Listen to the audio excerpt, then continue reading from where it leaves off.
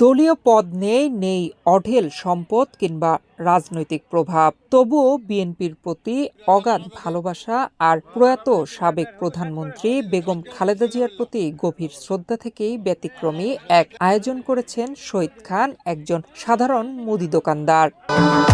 ভবিষ্যৎ হোক নিরাপদ, বিনিয়োগ হোক বিশ্বস্ত, আর আমার পছন্দ সল্ট বে। ওয়েলকাম টু সল্ট বে। নিজের সামর্থ্যের মধ্যে প্রায় 400 মানুষের জন্য কুলখানি ও দোয়ার আয়োজন করেছেন তিনি।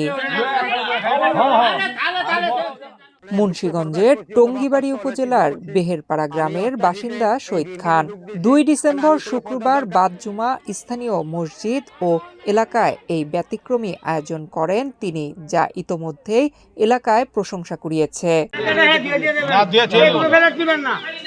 দীর্ঘদিন ধরে বিএনপির আদর্শে বিশ্বাসী হলেও তিনি কখনোই দলীয় কোনো পদে ছিলেন না।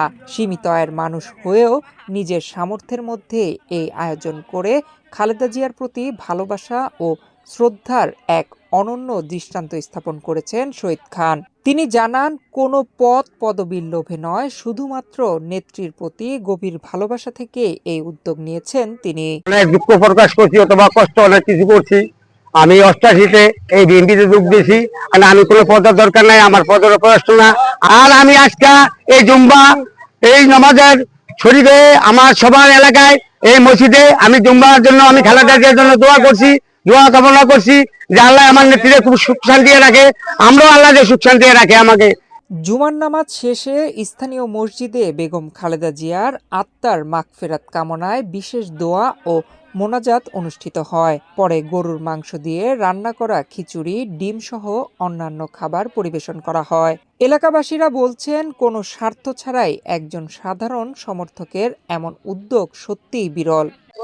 আমাদের এলাকার শহীদ কাকা বাজারে একজন দোকানদার, তিনি বিএনপির সমর্থন, তিনি বিএনপি দলকে এতইভাবে ভালোবাসেন যে আমাদের বিএনপি দলের কেন্দ্রীয় নেত্রী মরহুম বেগম খালেদা জিয়ার মৃত্যুবার্ষিকী উপলক্ষে গ্রামবাসীকে সে নিজস্ব অর্থায়নে খিচুড়ি এবং দোয়া মাহফিলের ব্যবস্থা করেছেন। আজকে বেলা শহীদ ভাই আন্তরিকভাবে, উনি বিএনপির একজন কর্মী, উনি একজন বিএনপির পরিচিত মুখ, তো উনি নিজের অর্থায়নে আজকে আমাদের আপসীন নেত্রী বেগম খালেদা জিয়ার মৃত্যুবার্ষিকী উপলক্ষে আজকে সোরাব খান সাহেবের মসজিদে উনি দোয়া মাহফিলের ব্যবস্থা করেন এবং উনি জনসাধারণের জন্য উনি তবারকের ব্যবস্থা করেন। বিএনপির পদে নাই, কিন্তু তারপরে বিএনপির অনেক ভালোবাসে, তার নিজের অর্থায়নে নিজে খিচুড়ি পাক করলো, তার জন্য সবাই দোয়া করবেন।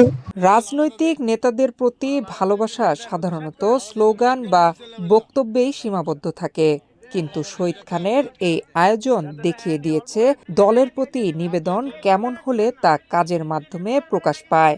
অনেকেই মনে করেন এই উদ্যোগ দলীয় রাজনীতিতে নিঃস্বার্থ ভালোবাসার এক অনন্য দৃষ্টান্ত।